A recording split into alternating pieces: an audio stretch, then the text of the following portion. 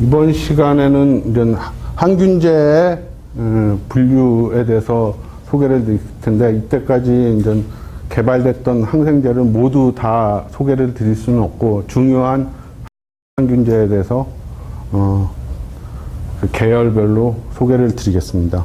첫 번째로 베타락탄계 항생제. 베타락탄계 항생제는 구조가 여기 화학 쪽 전공하신 분들이 꽤 있는데, 저는 화학 쪽은 잘 몰라가지고 그런데, 이 베타락탐 링을 갖고 있는 항균제를 베타락탄계 항균제라고 합니다. 이렇게 사각형 베타락탐 링을 갖고 있습니다. 그래서 이 베타락탄계 항생제는 세균의 세포벽 합성을 저해합니다. 그래서 근데 세균의 그 세포벽 합성을 저해하니까는 세포벽의 합성이 저해가 안 되면은, 합성이 안 돼가지고 저해가 되면은 얘네들이 안에서는 계속 단백질도 만들고 계속 자기네들은 이분법으로 이렇게 분열을 해서 새끼를 만들려고 하는데, 안에서는 인구 밀도가 막 늘어나는데 이 겉껍질이 완벽하지 못하면 터져 죽겠죠. 그런 거를 이용해서 나온 항균제가 베타락탄계 항균제입니다. 그래서 살균적으로 작용합니다. 첩장에 이제 그람 양성균, 그람 음성균 보면 전부 다 펩티도 글리칸층이라는 세포벽의 구조를 갖고 있죠. 그 펩티도 글리칸층을 합성을 하는데 이런 PBP라는 페니실린 바인딩 프로테인이라는 효소들이 있습니다. 얘네들이 세포벽의 펩티도 글리칸층을 그물처럼 이렇게 쌓아나가는 건데, 이 효소를 갖다가 이 베타락탄계 항생제는 저해를 합니다. 그래서 얘네들이 작용을 못하게 해서 세포벽 합성을 저해합니다. 그래서 베타락탄계 항생제는 페니실린계, 세팔로스포린계, 모노박탄계, 카바페닌계 이렇게 네 가지의 계열이 있고, 또 하나 추가해서 말씀드릴 거는, 이런 베타락탄계 항생제를 갖다가 세균이 자기 방어를 하기 위해서 생산하는 게 베타락타메이즈라는 게 있는데, 그 효소에 의해서 이 베타락탄계 항균제들이 불활화가 됩니다. 그래서 사람이 만들어낸 거는 이 효소를 억제하는 이니비터를 개발을 해서 이런 항균제와 컨비네이션을 하면은 효과적으로 항균 작용을 일으킬 수 있다 해서 이런 베타락타메이즈 이니비터와 컨비네이션한 항균제도 개발이 되고 있습니다. 첫 번째로 페니실린계. 페니실린은 알렉산더 프레밍이 그냥 일하러 휴가가 가기 전에 자기가, 이 사람이 세균학자인데 자기 세균을 컬처를 해놓고 휴가를 갔다 왔는데 뚜껑이 열린 거예요. 거기에 이제 곰팡이들이 자란 거죠. 그런데 그 곰팡이가 자란 근처에는 세균이 못 자란 거예요. 그러면 이 곰팡이가 세균을 죽이는 어떤 물질을 내는구나. 그래서 발견한 게 페니실린입니다. 그래서 페니실린은 이렇게 베타락탐 링의 오각형 또 링이 퓨전된 이런 형태를 갖고 있는데, 페니실린계 항생제는 암피실린, 아목사실린, 타람피실린 등 여러 가지가 개발이 되어 있습니다. 그런데 이거는 경구용으로도 있고 정맥 주사용도 있는데, 근육 주사라면 되게 이게 통증이 심하기 때문에 아파가지고 근육 주사로는 잘 사용을 하지 않습니다. 1차 세계대전 때 페니실린이 발견이 되고 그거를 치료를 할 수 있게끔 해가지고 군사들을 많이 살렸어요. 결국은 연합군이 이길 수 있었던 근본적인 원인이 무기가 많아서가 아니라, 전쟁을 하러 가는 기간 동안 병들어서 죽어가지고 전력 소모가 많았었는데, 페니실린에 의해서 그렇게 전쟁터에 나가서 싸울 수 있게끔 해준 1등 공신입니다. 두 번째로 개발된 게 이제 세팔로스포린계 항생제인데 세팔로스포린은 베타락탐링의 육각형 링을 갖고 있습니다. 그래서 이거는 세팔로스포린은 페니실린계 항생제보다 베타락타메이즈에 의해서 가수분해되는 게 훨씬 더 적습니다. 그래서 개발이 됐던 건데 이거는 그래서 중증도 감염증에 쓰이고 있고 1세대부터 시작해가지고 지금 5세대까지 개발이 되고 있습니다. 보면은 경구용으로는 뭐 세프타지다임, 세파클러, 세피록심, 세픽심, 세프티네이드 등이 있고 주사제도 이런 세파졸린, 뭐 세프티악손, 세프타지다임, 세페핌 이런 것들이 개발이 되고 있는데 지금도 많이 쓰이고 있습니다. 아주 유용하게 우리 감염증을 치료하는 데 있어서 유용하게 사용되고 있는 항생제입니다. 다음은 모노박탄계. 이건 모노박탄계는 개발돼서 현재 사용되고 있는 약은 아지스레오남이라는 유일한 거 하나밖에 없는데 이거는 베타락탐 링만 갖고 있습니다. 그래서 호기성 그람 음성 세균에 유효하고 이거는 보통 페니실린 샥이라고 있잖아요. 베타락탐계 항생제는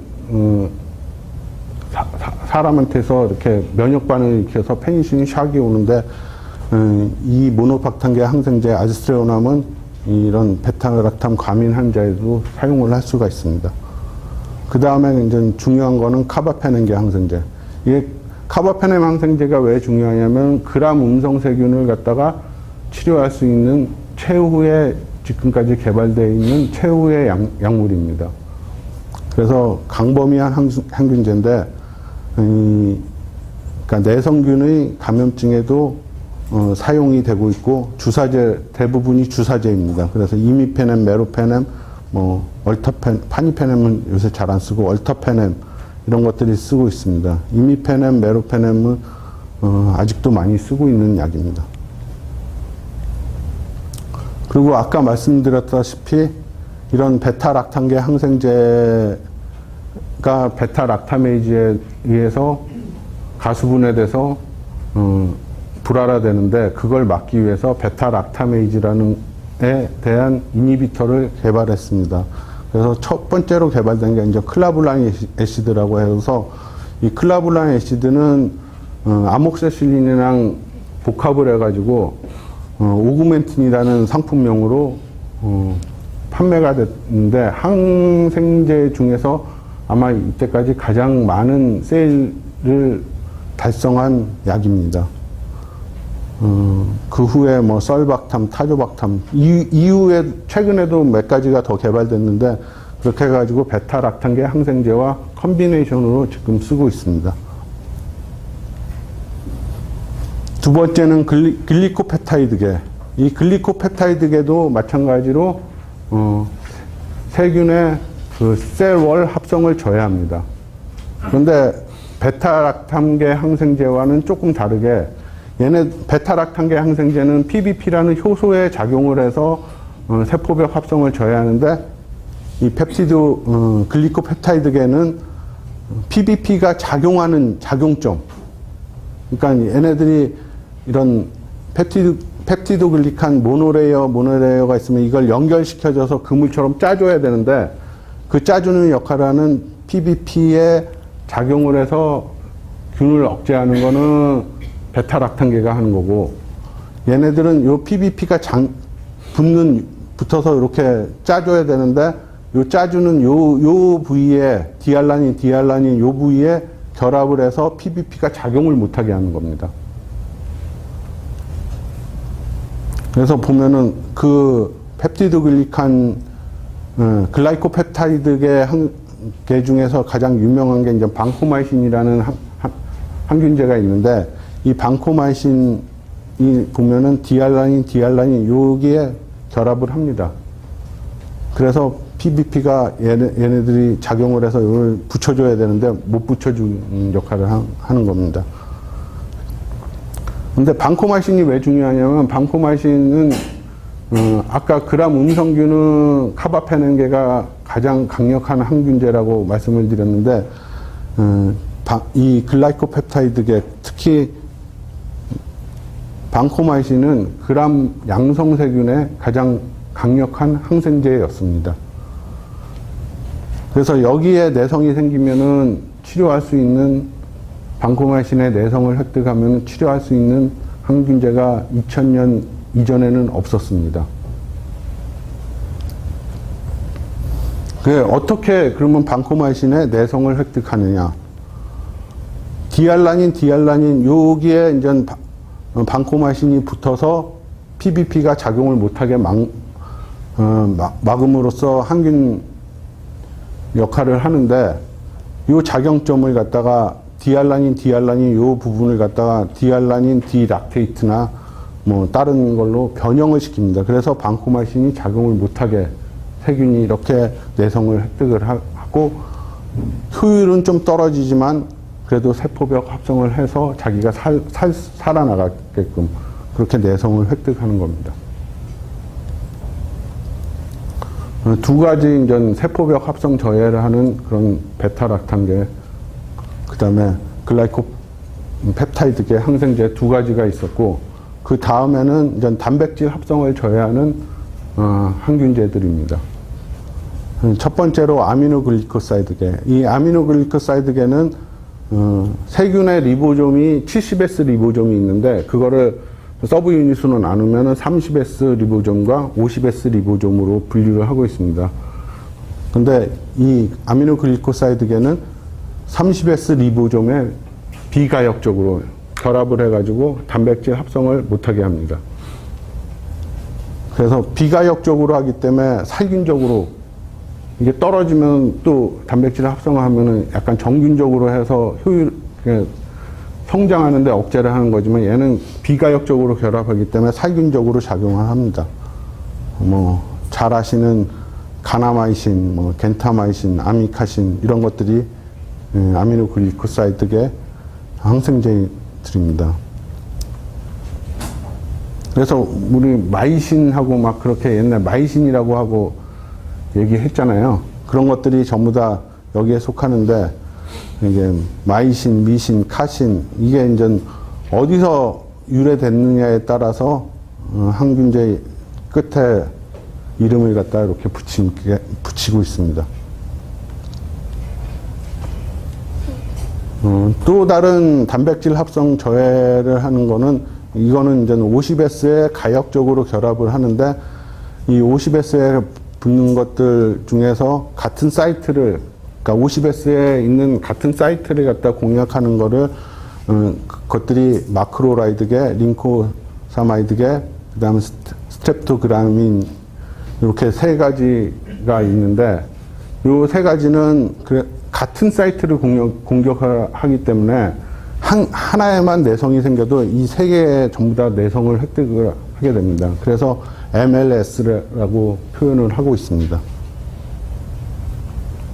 그러니까 서로 교차 내성을 한다는 거죠. 그 다음에 또 하나는 테트라사이클린계. 이것도 30S 리보좀에 가역적으로 결합을 하는데, 뭐 테트라사이클린, 독시사이클린, 미노사이클린 이런 것들이 있습니다. 그다음 클로람페니콜계. 이거 클로람페니콜계는 단백질 합성, 이것도 50S에 하는데, 아까 여기서 말한 50S와는 조금 다른 기전으로 50S를 공략은 하는데 다른 기전으로 하는 항균제로, 주로 장내 감염증, 장티부스 감염에, 장티부스에 주로 사용이 되고 있습니다. 클로람페니콜, 타람피페니콜, 이런 항균제들이 있습니다. 그 다음에 이제 세 번째로는 핵산 저해를 하는 거. 핵산 저해를 하는 게 퀴놀룬계라는 항균제가 있는데, 퀴놀룬계는 그러니까 항생제가 아니라 사람이 만들어낸 합성 화학요법제입니다. 그러니까 세균으로부터 유래한 거 아니죠. 그래서 이거는 처음에 이제 만들었을 때, 이거를 퀴놀룬계를 사람들이 발견을 했을 때, 이거는 내성을 획득하지 않을 거라고 생각을 했어요. 왜냐면은 얘네들이 항생관계에서 미생물들이 이때까지는 만들어냈던 항균제들이기 때문에 항상 노출이 전에 한 번은 노출이 됐었던 그런 경험이 있던 거기인데, 이거는 사람이 만들어냈기 때문에 그런 경험이 없었기 때문에 이 내성 기전이 없을 줄 알았어요. 그런데 개발하고 보니까는 이런 이플럭스 펌프나 아니면은 안으로 들어가는 거를 막음으로써, 그러니까 이 세균 안에 충분한 퀴놀론계 항균제들이 들어가서 작용을 해야 되는데, 그걸 못 들어가게 그런 세균이 그런 내성 기전을 발휘해서 이것도 쉽게 내성이 획득돼서 많이 쓰고는 있지만 내성이 많이 생긴 그런 항균제 계열입니다. 그래서 보면은 세균의 DNA 복제를 제어할, 그러니까 DNA 자이레이즈나 토포아이소머레이즈를 억제해가지고 세균의 핵산 대사 과정을 억제함으로써 세균을 죽이는 건데, 광범위한 항균 스펙트럼을 나타내고 있고, 그람 양성세균 및 음성세균에도 다 잘 듣고 했는데, 내성 획득이 빨라가지고 뭐 개발하고 나면은 얼마 안 돼서 내성균들이 또 출현을 하고 그런 계열의 약입니다. 그래서 보면은 오플록사신, 에녹사신, 뭐 사이프로플록사신, 제미플록사신 이외에도 최근에도 많이 개발이 되고 있는데, 중요한 거는 사이프로플록사신은 예전에 9.11 테러 났을 때 탄저균 갖고 막 문제가 많았었잖아요. 그때 탄저균을 치료할 수 있는 약으로서 이 사이클로프록사신이 아주 유효한 약이었었는데, 탄저균에 듣는. 그래서 그때 막 탄저균 테러 날 때 국가들이 이거를 사이클로프록사신을 많이 비축을 하고 있었어요. 그래서 좀 유명한 약이고, 제미플록사신은 우리나라에서 개발된 약입니다. 그래서 LG 생명과학에서 개발을 해서 그때 당시에 글락손과 스미스 클란 비참인가 하는 회사에다가 임상 중에 라이센싱 아웃을 해서 미국에서 우리나라가 개발한 최초의 약으로서 FDA에 등록이 된 약인데, 그 후에 얘네들이 회사 정책상 이거를 발매를 하는 거를 보류를 하고 다시 LG에다 주고, LG에서 그거를 개발을 해가지고 지금 팔고 있는, 지금도 조금씩은 팔고 있는지 모르겠는데, 시장성이 좀 떨어져가지고 거의 좀 사장된 약이지만은 우리나라 최초로 미국 FDA에 등록된 약입니다. 이게 팩티브라는 퀴놀론계 항생제입니다. 이렇게 항균제 분류 쭉 보셨는데, 이런 항균제들이 있는데, 그러면 항균제를 개발하기 위해서는 어떻게 하느냐. 예전에 제가 동아에 있을 때 실험했던 플로우입니다.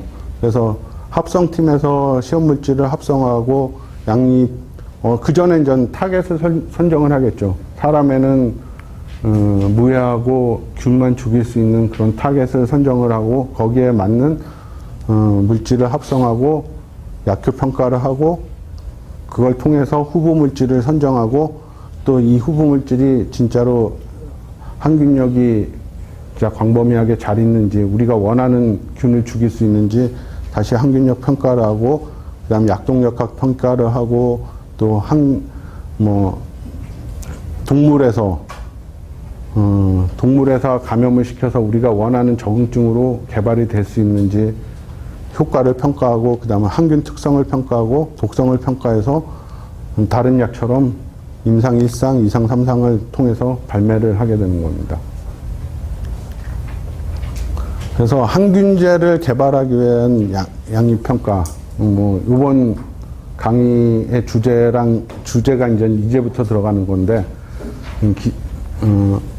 항균제를 개발하기 위한 양리 약효 평가는 우선 작용 기전을 갖다가 우리가 명확히 해야 됩니다.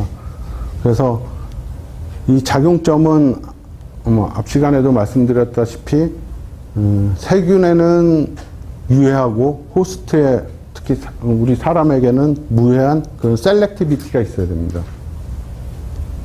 그래서 세균의 생존에는 치명적 영향을 주는 타겟, 그러나 호스트에는 동일 타겟이 없거나 유사성이 없어서 영향이 없어야 되는 그런 타겟을 찾아내는 거죠. 그게 첫 번째 작용기전 연구고, 그 다음에 항균 활성은 내가 원하는 균을 갖다 죽이는데 얼마나 포턴시가 있는지, 그 다음에 내가 죽이고 싶은 균이 종류가 어떤 것인지 항균 스펙트럼을 평가하는 겁니다. 그래서 포턴시 및 적용 가능한 패소젠의 종류를 균종을 확보하는 겁니다.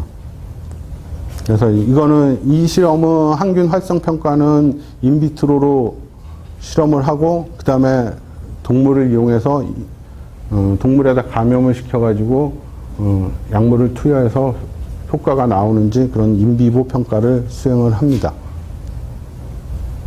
그리고 항균 특성 평가라고 또 수행을 하는데, 항균 특성 평가는 PD 평가, 이 감염증 치료의 용법 용량을 평가하기 위해서 이게 내가 얼마나 투여를 해야 되고 그런 거를 갖다 PK 파라미터와 그 포턴시화를 놓고 PD 마커를 찾아내고 그 PD 마커가 어느 정도 수준에 돼야 되는지 그런 평가를 여기서 진행을 합니다. 뒤에 다시 말씀을 드리겠습니다. 이거. 그 다음에 내성 특성 평가. 항생제를 개발을 하면은 사실 요새 제약사들이 항생제를 개발을 안 하는 이유 중에 하나가 어렵게 몇 천억씩 투자를 해가지고 신약을 개발을 해도 항생제 같은 경우에는 보통 2주 투여하면은 치료가 되거나 아니면은 치료가 되니까는 별로 투약 기간이 짧죠. 그러니까는 수익성이 적은 겁니다. 항균제는. 또 하나는 뭐냐면은 그렇게 어렵게 개발을 해냈는데, 그래서 이 균에는 내 약이 최고야. 그러고 개발해냈는데 좀 쓰다 보면은 내성이 생깁니다. 내성이 생기면 이 약을 못 쓰겠죠. 그러니까는 개발할 때부터 이 내성 특성 평가를 합니다. 그래서 내성 발현율 아니면 MPC, 그러니까 뮤테이션 프리벤션 컨센트레이션을 측정을 해가지고 그 내가 개발하고 있는 약이 앞으로 내성이 잘생길 약인지, 잘생긴 약인 것 같으면 개발을 하지 말아야 되겠죠. 그래서 이런 평가를 진행을 합니다. 그래서 첫 번째로 이제 항균제를 유효성을 평가하는데 가장 중요한 것이 항균력 평가라는 방법입니다. 항균력 평가는 쉽게 할 수 있는 방법은 디스크 확산법이라는 게 있습니다. 내가 이 세균이 자랄 수 있는 배지에다가 내가 타겟으로 하고 있는 균을 도마를 하고, 그 다음에 항균제가 묻어 있는 디스크를 올려놓으면은 얘네들이 확산을 하겠죠. 그러면서 디스크에 가까운 곳은 고농도가 되고 점점 멀어질수록 저농도가 되겠죠. 그러면서 균들은 자랄 거고, 그러면 이 항균제가 항균력을 발휘하는 존 안에 있는 고농도 쪽에서는 균이 안 자랄 거고 이쪽에서는 균이 자라겠죠. 그래서 보면은 억제대가 형성이 되는데 이 억제대의 크기를 보고 항균력이 있다 없다를 판단을 합니다. 그런데 이거는 항균제마다 여기서 디퓨전 되는 속도가 다르겠죠. 확산되는 속도나 아니면 확산되는 확산 능력이나. 그렇기 때문에 항균제마다 A라는 항균제는 어떤 억제대가 얼마 이상 나와야지만 이거는 감수성이다. 그렇게 판단을 합니다. 그래서 이건 진단에서 많이 쓰는 방법입니다. 그래서 이렇게 억제대를 갖다가 자로 재가지고 몇 미리 이상이면은 감수성이고 몇 미리 이하면은 이 항생제는 이 균에 쓰면 안 된다. 그렇게 판단을 하는 겁니다. 다음은 액체 배지 희석법. 이거는 MIC라는 지표를 갖다 찾아내는 방법인데, MIC는 미니멈 이니비토리 컨센트레이션, 그러니까 최소 발육 저지 농도를 찾아내는 겁니다.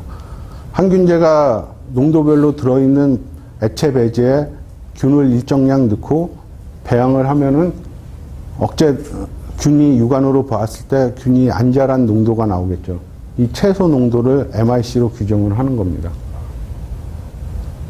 MBC는 이렇게 내가 넣어준 거에 99.9%를 균을 죽일 수 있는, 감소시킬 수 있는 그런 농도, 최소 농도를 MBC로 측정을 하고요.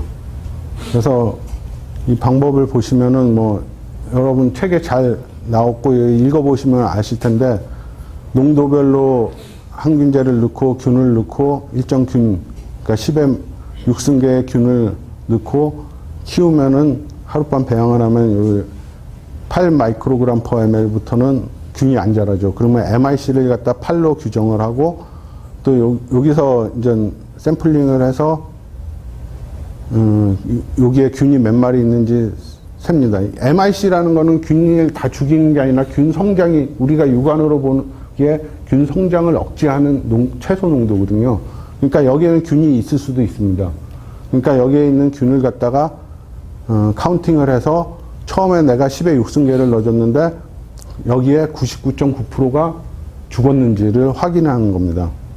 그래서 보면, 이렇게 해서 배양해서 보면은 MBC는 16에서 99.9%가 죽은 거죠. 그래서 이 16 마이크로그램 퍼 ml을 MBC로 규정을 하는 겁니다.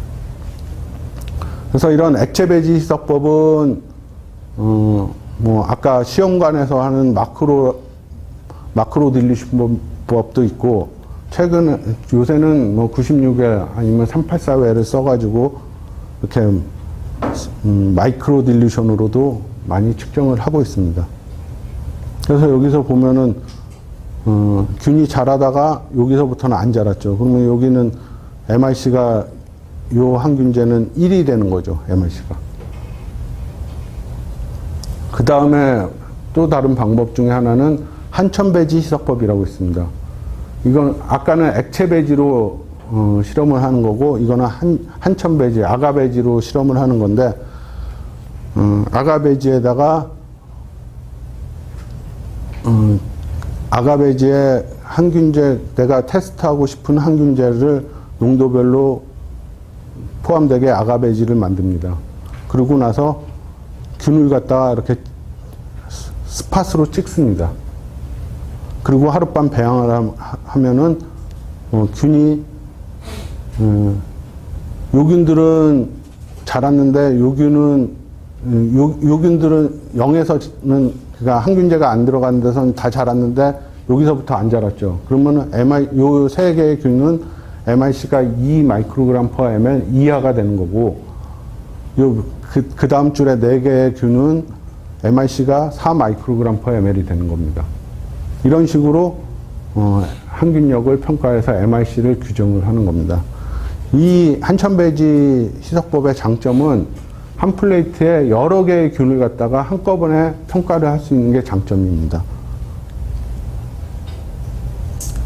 그래서 만약에 지금 몇 개를 한 거지?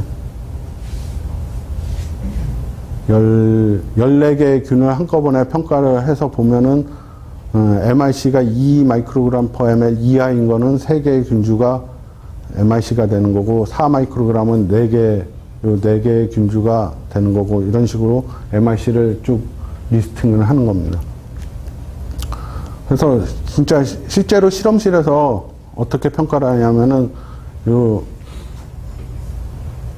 요런 균을 찍어주는 기계가 있습니다. 균을 찍어가지고 이런 식으로 실제로 평가한 사진인데, 보시면은 농도별로 플레이트를 만들어 놓고 여기서 균을 갖다가 이게 28개일 거예요. 아마 28개를 한꺼번에 딱 찍어가지고 하룻밤 배양하고 쭉 보면은 균이 자란, 안 자라 최소 농도를 갖다가 MIC로 규정을 하는 겁니다.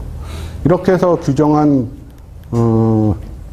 MIC 이제 만약에 내가 28개의 균을 갖다가 MIC를 측정하면 28개의 MIC가 쫙 나오겠죠. 그런데 그거를 갖다가 다 A라는 균은 MIC가 몇이고 그거를 리포팅하기가 힘들잖아요.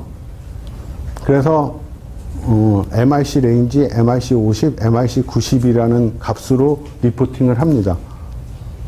그래서 MIC 레인지는 만약에 내가 11개의 균을 갖다가 MIC를 측정했는데 이 페니실린이라는 항생제의 MIC가 쫙 이렇게 나왔다.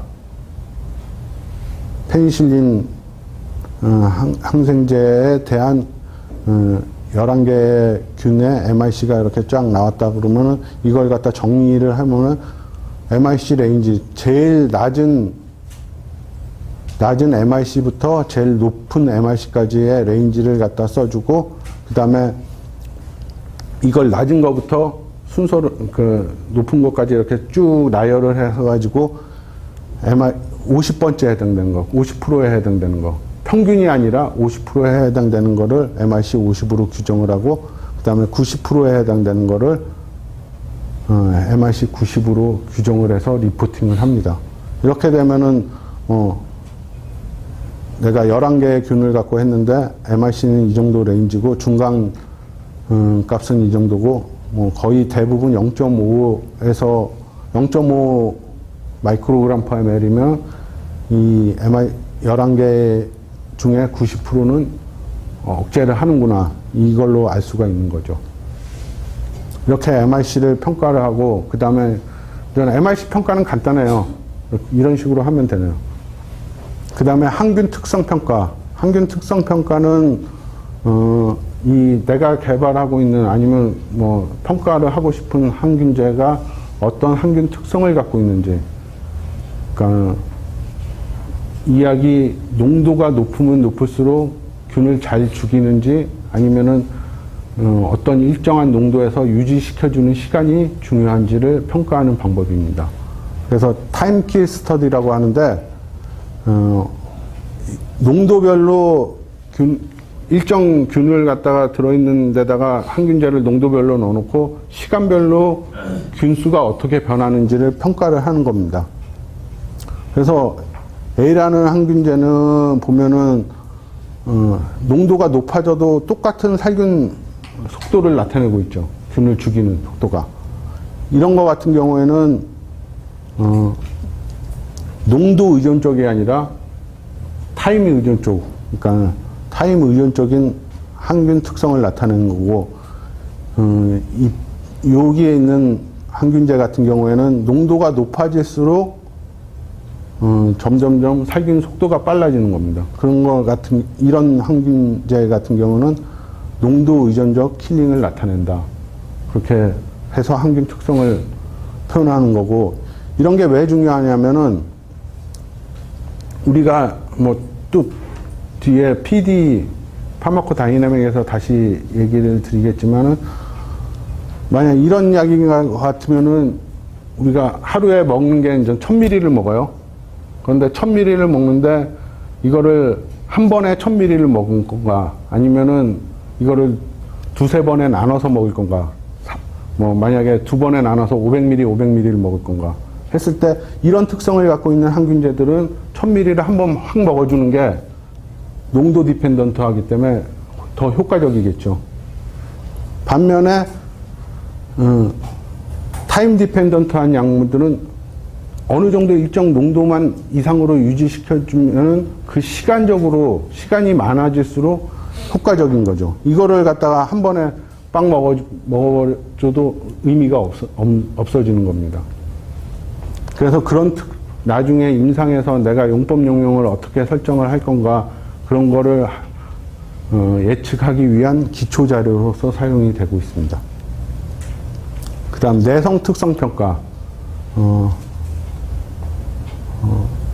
이거는 아까 말씀드렸다시피 항균제를 개발하면은 이걸 내성이 획득이 안 되고 오랫동안 치료를 할 수 있도록 이게 팔아먹을 수 있는 그런 무기를 개발을 해야 되는데 쉽게 내성을 획득하면은 그거는 무용지물이 되겠죠. 그렇기 때문에 개발할 당시부터 이렇게 내성 평가를 하는데 가장 기본적인 게 어떤 평가를 하냐면은 내성 발현율이라는 걸 평가를 합니다. 보통 MIC의 4배에서 또는 10배 농도로 배지를 만들고 여기에 균을 갖다가 내가 뭐 만약에 10에 10승계를 깔았다. 그러면 당연히 MIC보다 높은 농도이기 때문에 균은 자라지 말아야 되겠죠. 그런데 균이 여기서 한 콜로니가 생겼다. 그러면은 10에 10승계 중에 하나가 생긴 겁니다. 확률이. 그런 식으로 평가를 하는 겁니다. 여기 보면은, 내가 넣어준 게, 여기다 넣어준 균이 아이개를 넣어줬다고 하는데, 그리고 배양을 해서 보니까는 콜로니가 몇 개 생겼다 하면은, 요거를, M 나누기 I로 해가지고 내성 발현율을 평가를 하는 겁니다. 그래서 예를 들어서 만약에 내가 A라는 항균제와 B라는 항균제를 갖다가 이콜라이에 대해서 이 내성 발현율을 평가를 했는데 A라는 항균제는 10의 마이너스 6승계, 그러니까 10의 6승계 중에 하나가 내성이 생기는 거죠. 그리고 B라는 항균제는 10의 마이너스 9승, 그러면 10의 9승계 중에 하나가 생기는 거죠. 어느 게 더 빨리 내성이 생기는 거예요? 잘 생기는 거예요? 10의 마이너스 6승계가 훨씬 더 잘 생기는 거죠.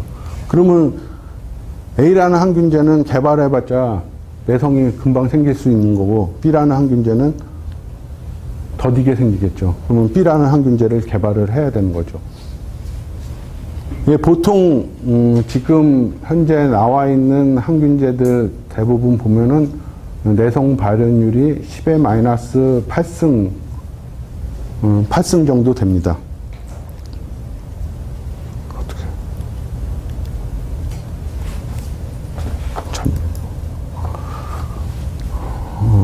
그래서 보통 항균제를 개발을 할 때 초반에 이런 실험을 해서 10의 마이너스 8승보다 낮으면은 이거는 내성이 생길 가능성이 높기 때문에 그런 약물들은 개발을 포기하는 게 낫습니다.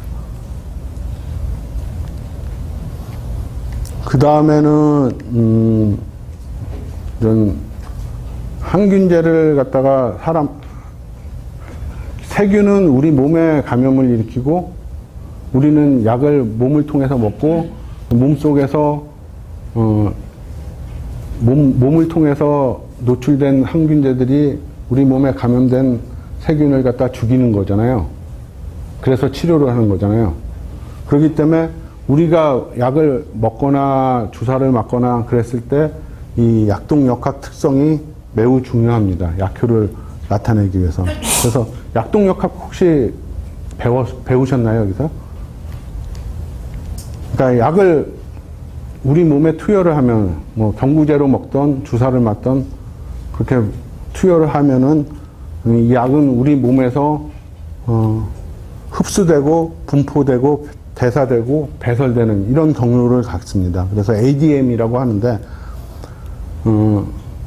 그 특성을 보기 위해서 사람들이 약을 동물한테도 그렇고 사람한테도 약을 개발할 때 약을 투여를 해가지고 시간별로 체열을 해가지고 그 피 속에 약물의 농도가 어떻게 변하고 있는지를 평가를 하는 그런 연구가 파마코다이나믹 약동역학 연구입니다. 그래서 보면은 투여를 하고 나서 만약 경구제로 투여를 했다. 우리가 약을 먹었다 하면은 우리 몸속에 위로 들어가서 위부터 시작해가지고 장을 통해서 내려가면서 약물이 흡수되겠죠. 그러면 흡수된 거는 간 문맥을 통해서 간에 가서 그 다음에 혈중으로 퍼지겠죠. 그러면 그러니까 흡수가 쭉 일어나면은 이제 혈중 농도가 올라갑니다. 그랬다가 흡수가 다 일어나면은 혈중 농도에 피크를 치겠죠. 이걸 Cmax라고 하고 그 다음에는 배설이 되겠죠. 우리 몸속에서 빠져나가잖아요. 약물들이 계속 있으면 안 되잖아요. 우리 몸속에. 그러니까 빠져나가면서 점점 소실이 되는 겁니다. 그래서 이런 혈중 농도를 구해서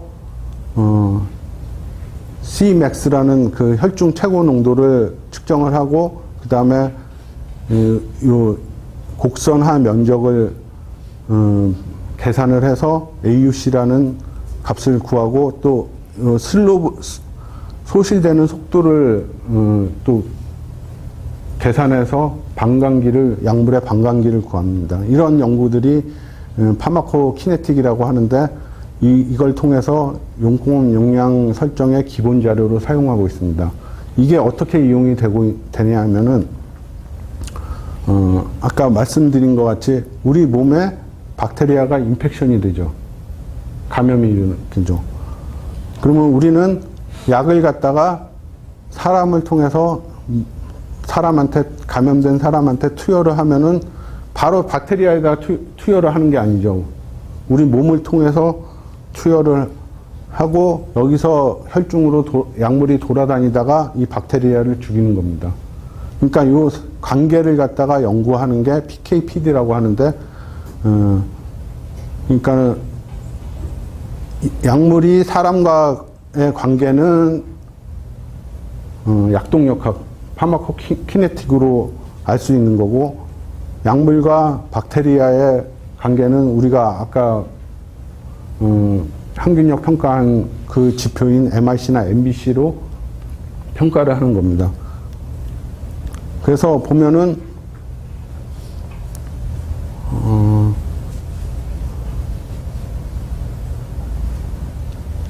우리 몸속에 약물이 어떻게 존재를 해야지만 약효가 잘 나타내는지, 어떤 파라미터가 가장 중요한지를 평가하는 방법이 이 파마코다이나믹 평가라고 하는데, 거기서 나타낼 수 있는 지표는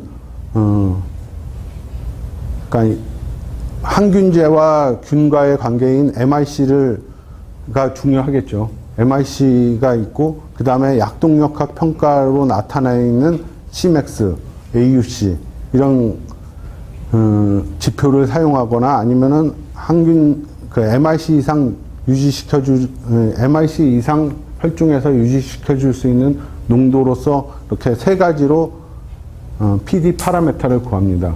그래서 예를 들어 보면은 이건 이제 임상에 하기 전에 동물 갖고 실험을 한 건데, 동물에다 감염을 시키고 그 다음에 항균제를 갖다 농도별로 투여를 하고 그거를 나눠서 투여를 하고 하게 함으로써 Cmax나 아니면 AUC나 그 다음에 MIC 이상 유지시켜주는 시간을 갖다가 다양하게끔 만들어줍니다. 투여 방법에 따라서.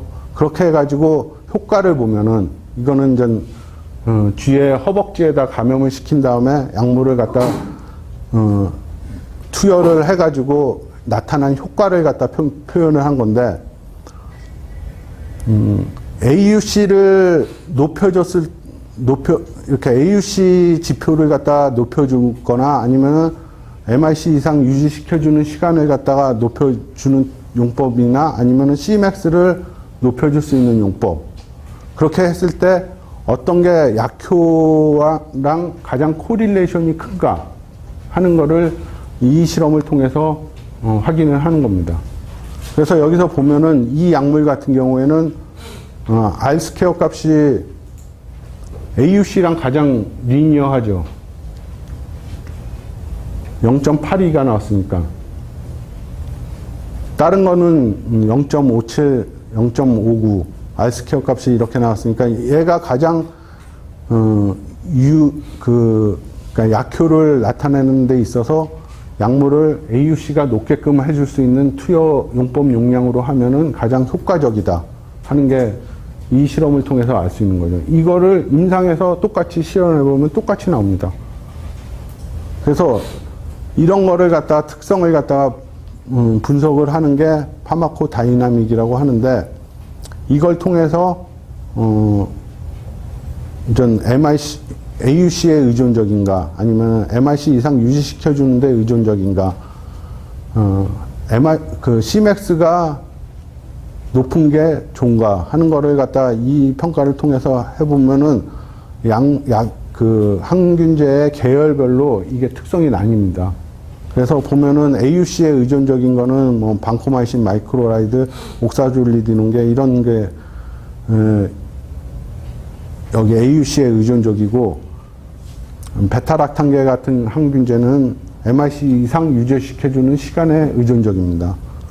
그리고 키놀론이나 아미노글리코사이드계 같은 경우는 Cmax에 의존적으로 항균력을 발휘합니다. 그래서 만약에 키놀론 같은 경우에는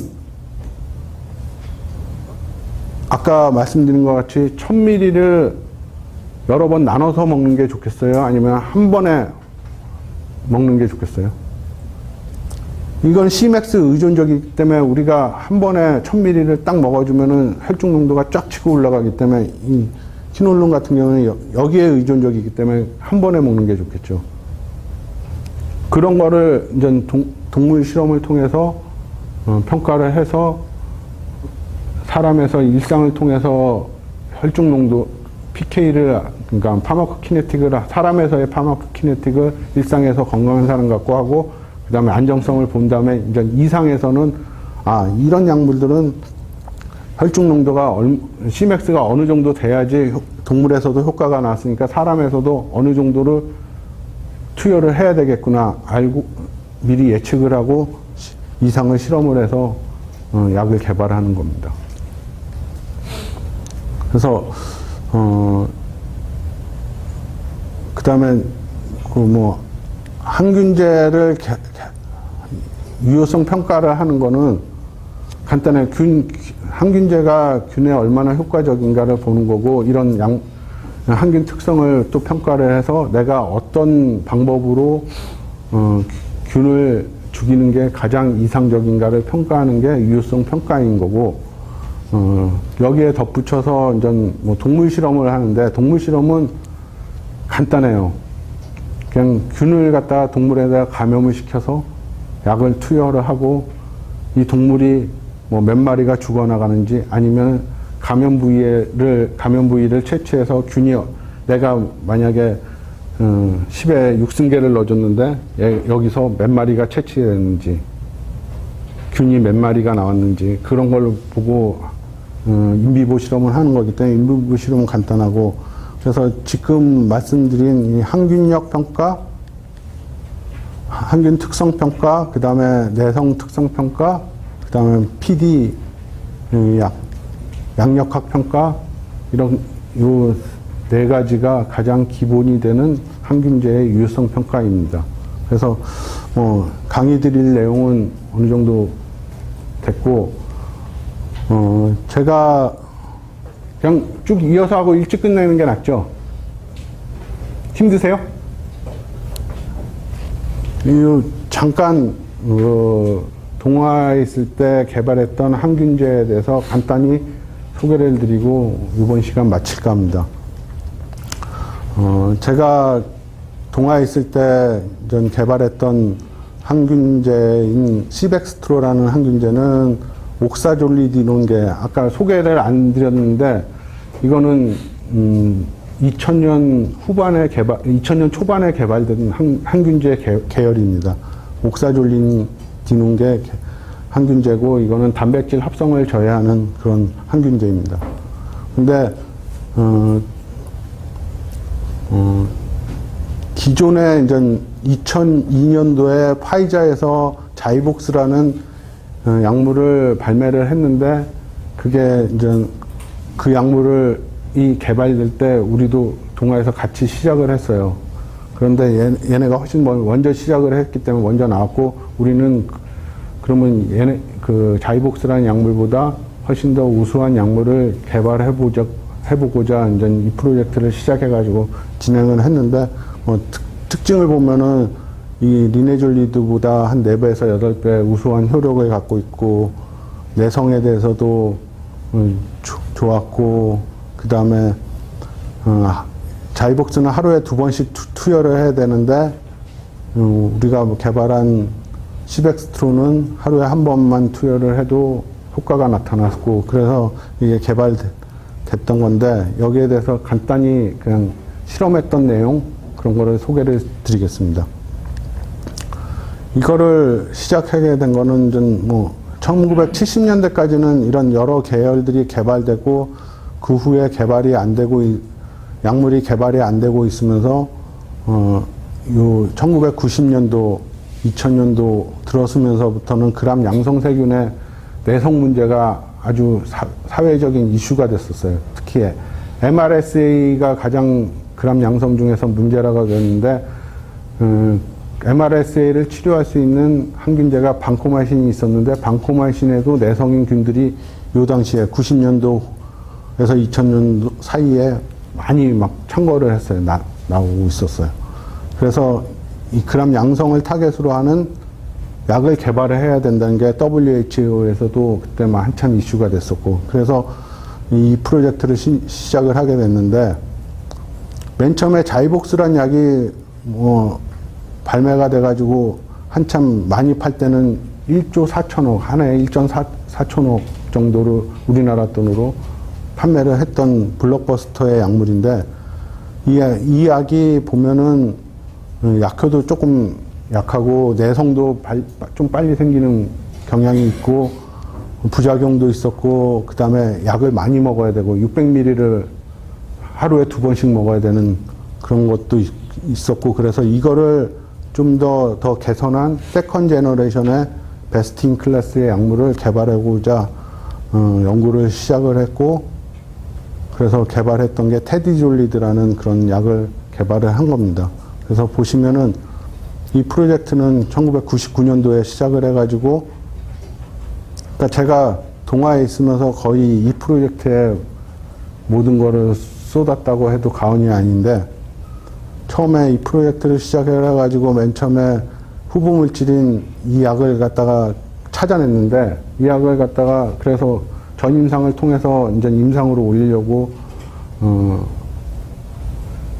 다 실험을 하고 있는 중에 이거를 글로벌로 가려고 영국에 있는 헌팅턴이라는 CRO에다가 독성을 맡겼어요. 그런데 독성을 맡겼는데 독성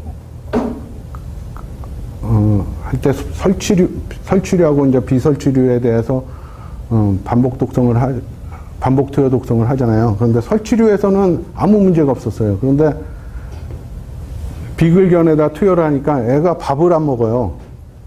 독성 때문에. 그래가지고 이 프로젝트는 중단을 하고, 그러고 나서 이 구조를 갖다가 좀 풀어가지고 새로운 후보 물질을 또 발굴해서 임상을 통해서 했는데, 우리나라에서 임상을 하려고 하니까는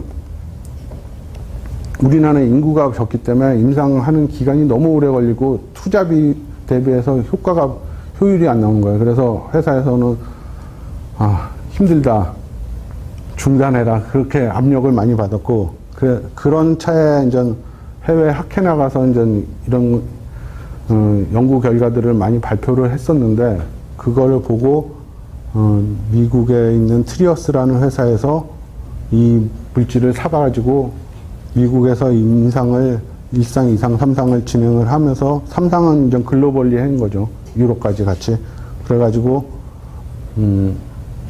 미국의 허가를 받고 이 약이 지금 세상에 나와 있는데, 보시면 이 약은 어떤 거냐면은 프로드럭이라는 개념을 도입을 한 약입니다. 그래서 이 약을 보면은 이 약이 사람 몸속에 들어가면은 이 포스페타제에 의해서 여기가 이렇게 떨어집니다.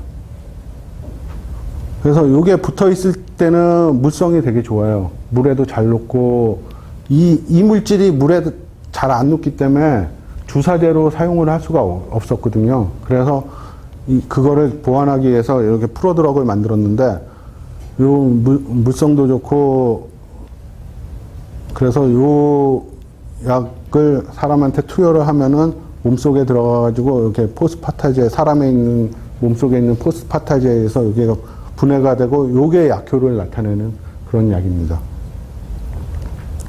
그래서 인비트로 실험 한 거 보면은 이 작용이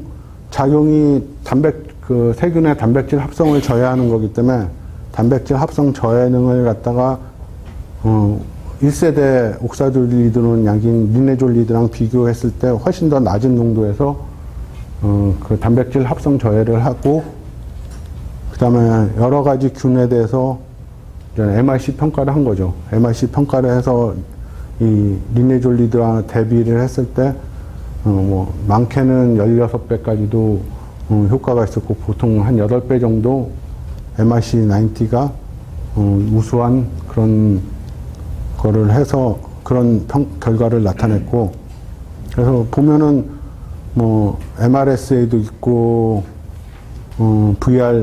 VRD도 있고, 그런 내성균에도 훨씬 더 리네졸리드보다 우수했고, 그런데 그런 우수한 특성이 왜 나오느냐를 갖다, 엑스레이 크리스탈로그라피를 통해서 시뮬레이션을 해보니까, 리네졸리드라는 약은 이게 50S 리보솜에 옥사졸리딘이 바인딩해서 단백질 합성 저해를 함으로써 효과를 나타내는데, 리네졸리드는 들어가면은 이렇게 바인딩이 하나밖에 안 하는데, 우리가 개발한 테디졸리드는 들어가면 바인딩이 옥사졸리딘이랑 같은 사이트에도 하고 나머지 두 사이트에도 더 강력하게 바인딩을 해서 항균력이 훨씬 좋다, 그런 걸 밝혔고, 그 다음에 리네졸리드라는 약이 처음에 개발됐을 때 내성이 없을 거라고 했는데 내성이 많이 좀 생겼거든요. 그래서 세컨 제너레이션의 옥사졸리디논은 리네졸리드 내성균에도 효과가 있어야 된다 하는 게 학계에서의 얘기였고, 그래서 내성균에 대해서도 평가를 해보니까 테디졸리드는 리네졸리드보다 우수한 항균력을 갖고 있고, 특히 리네졸리드의 내성이 생기는 그 기전 중에 하나가 그 작용기의 변환이거든요. 그래서 CFR이라는 CFR 진의 변형이 생기면은 그 작용기가 변형이 돼요. 그래서 리네졸리드가 들어가지를 못하게 하는데, 그래서 보시면은 리네졸리드가 그냥 50S 리보솜에 이렇게 잘 들어가는데, CFR 요 진에 매칠레이션 되면 요 부분이 이렇게 튀어나와가지고 얘가 들어가질 못해요. 그런데 테디졸리드 같은 경우에는 그렇게 뮤테이션이 돼도 잘 들어가더라. 그래서 리네졸리드 내성균에도 잘 듣는다 하는 특성을 밝혀냈고, 그 다음에 내성 특성 평가도 진행을 했는데, 보통 10의 8승, 마이너스 8승 정도의 수준이 일반적인 항생제의 내성 발현율이라고 하는데, 테디졸리드 같은 경우는 10의 마이너스 11승 이상으로 내성 발현율도 적고, 그래서 그리고 이거는 전 동물 실험한 건데, 요 표 하나 만드는데 아마 마우스가 한 2,000마리, 한 10,000마리 정도 죽은 것 같아요. 이거는 전신으로 감염시켜가지고 동물을 50% 살리는데 필요한 약물의 용량이 어느 정도인가를 평가를 했는데, 이것도 리네졸리드 대비해서 훨씬 더 낮은 용량에서도 효과를 나타낸다. 그 다음에 이거는 로컬 감염, 피부 연조직 감염인데 파우치 모델이랑 허벅지에다 감염시키는 모델, 그런 걸 했을 때 리네졸리드와 비교했을 때 훨씬 더 효과적으로 균을 감소시킨다 하는 이런 특성.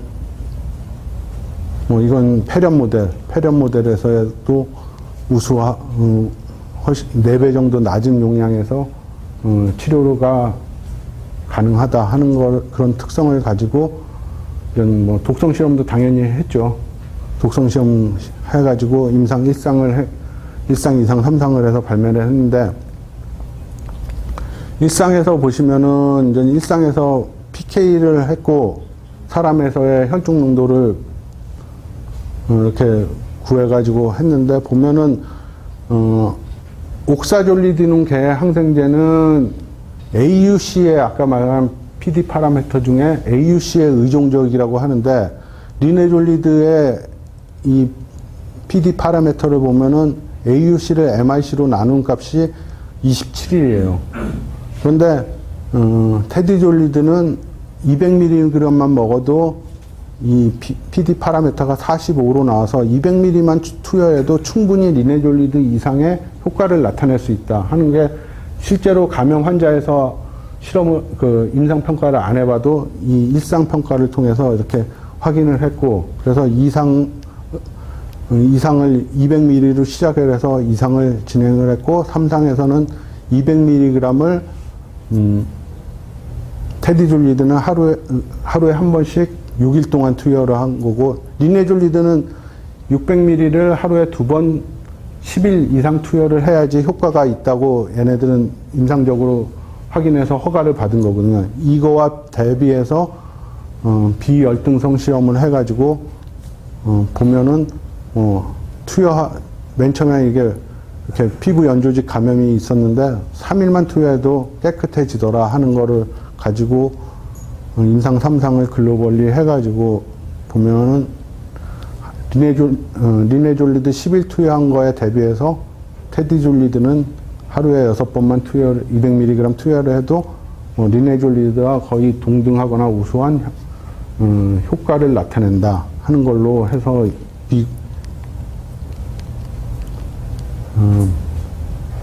미국의 2014년도에 허가를 받았고, 유럽에서도 2015년도에 받았고, 작년에 일본에서도 허가를 받았고, 아마 올해 내로 중국에서도 허가를 받을 예정입니다. 그리고 이거는 전 피부 연조직 감염에서 해가지고 적응증으로 해서 한 거고, 지금 3상 시험을 갖다가 이 폐렴, 벤틸레이션 어소시에이티드 폐렴이나 아니면 호스피탈 어콰이어드 박테리아 폐렴에 대해서도 임상 3상을 지금 글로벌리 진행을 해서 거의 종료가 됐고, 아마 여기에 대해서도 적응증을 얻어서 발매가 될 치료에 쓸 수 있을 걸로 기대를 하고 있는 약입니다. 그래서 이거는 뭐 넘어가고, 왜 항생제를 연구를 해야 되느냐. 뭐 지금 저는 회사를 옮겨가지고 안과 쪽에 약을 개발을 하고 안과 쪽에 약을 만들고 있지만, 항생제를 왜 개발을 해야 되느냐 하면은, 이게 보면은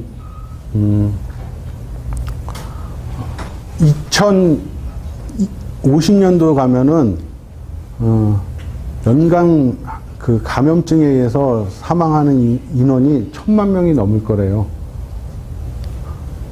그리고 그걸로 인해서 소요되는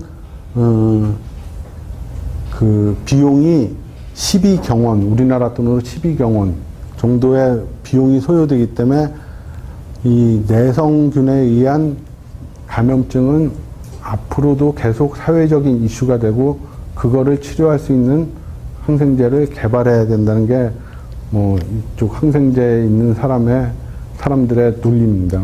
근데 사실 항생제 우리나라도 그렇고 값싸잖아요. 그리고 내성도 빨리 생기고 치료 기간도 당뇨병처럼 평생 먹는 약도 아니고, 그러니까 제약사에서 보기에는 경제성이 떨어지는 분야인 거죠. 그렇지만 우리 인류가 살아남기 위해서는 개발을 해야 되는 게 맞는 거고, 아직도 뭐 저는 조그만 회사로 옮겨가지고 지금 못하고 있지만, 동아나 아니면 글로벌한 회사들도 막 이렇게 당뇨병 약 아니면 항암제 개발하는 것처럼 활발하게는 안 하고 있지만 벤처들을 만들어 가지고 그래도 지금 하고 있습니다. 그래서 제가 뭐 그 테디졸리드라는 약을 개발할 때 당시에는 그람 양성세균이 문제가 됐다고 합니다. 그래서 그걸 타겟으로 해서 개발을 하고 있고, 그런데 2010년 이후에 들어서는 이제 그람 양성세균은 방코마신도 있고, 그 다음에 옥사졸리드는 항생제가 2개나 있고 하기 때문에 어느 정도 이제 사람들이 감염증에 걸려도 치료를 할 수 있는 무기들이 있는데, 그람을 음성세균에는 유일하게 카바페넴만 있었는데 카바페넴이 계속 무력화되고 카바페넴의 내성 세균들이 늘어나고 있는데 그거를 치료할 수 있는 약은 아직까지 개발이 더디거든요. 그래서 향후에는 그런 음성균을 타겟으로 한 약을 갖다 개발하는 게 제약사들이 맞춰나가야 될 개발하는 포인트라고 학회에서는 얘기를 하고 있습니다.